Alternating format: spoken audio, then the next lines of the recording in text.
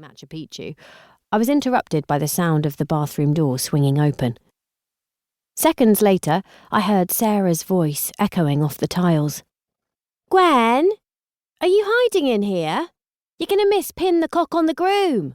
"Shit," I mouthed, quickly stuffing the phone back in my bag and poking my head out from the stool to see Sarah standing in the middle of the bathroom, holding 2 plastic champagne flutes. "Ah, there you are," she said, handing one to me. "Please tell me you've not been sat in there playing on dating apps again." "No, just reading the graffiti," I lied.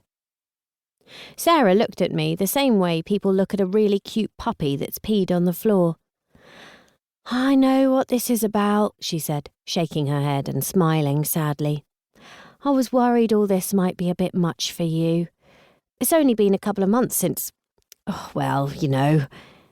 You don't have to stay if you don't want to." "What, miss sticking a cardboard penis on a picture of your naked fiancé? No way! I mean, I'd only be doing the exact same thing at home anyway." "Gwen," Sarah sighed, "you can drop the act with me. It's okay to be upset about Noah. You don't have to. I keep telling you, it's fine. I'm fine, really. Everything is fine," I said. Usually, I found that if I repeated the word fine often enough, I could at least convince myself that everything would be, well, you know, fine. "Okay, well, good, I guess," she said. "Come on then.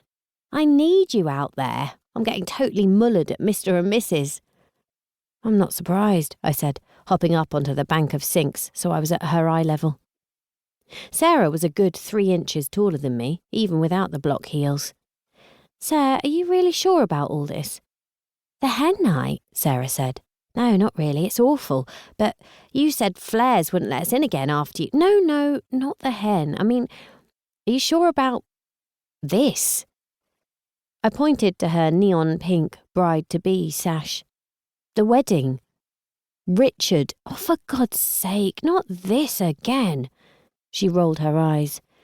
"I know you and Richard aren't exactly BFFs, but you don't know him that well yet, do you?" I interrupted. After some bad experiences with dodgy boyfriends at uni, Sarah had mastered the art of spotting red flags, immediately jettisoning any man who showed even the slightest indication of being a tosspot. That's why I'd been surprised when she fell for Richard so quickly. While there was nothing intrinsically wrong with him, beyond his obvious good looks and trust fund, there was nothing very right with him either. I guess that's what she liked about him. He was completely average. Their romance had snowballed since meeting, in real life, just like our grandparents used to, at a work conference last summer. Shortly afterwards, Richard had surprised her during a hike up some random hill with a ring secreted in one of the many pockets boasted by his favourite cagoule. And now, 6 months later, Sarah was about to move out of our shared flat, leaving me to face the horrors of singledom without her. And that was absolutely fine. I was totally okay with it, and anyone who suggested otherwise didn't know me very well at all. "We may not have been together long, but I do know he's one of the good ones," Sarah said. "And God knows there's not many of those around, so I would love it if you two at least tried to get along." I looked down at my scruffy Converse.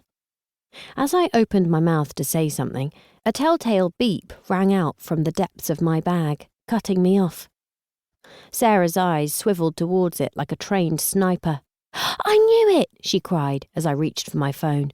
"You have been swiping. Can you leave that thing alone for just one evening? This is supposed to be the best night of my life." Isn't that the wedding night?" "No, that's the second best." "The best night," she said slowly, taking my wrist and pulling it gently from my bag, "is dancing till 2 a.m. with your closest friend in Eastbourne's second worst club and getting pissed on champagne." "Hun, this is not champagne," I said, waving my plastic flute at her. "Oh, whatever." Sarah released my wrist. "It's the end of an era, right? Sarah and Gwen, one last night on the town before I move out. That's just as important to me as the big day." "Well, then, you should really straighten your tiara, mate. It's all wonky."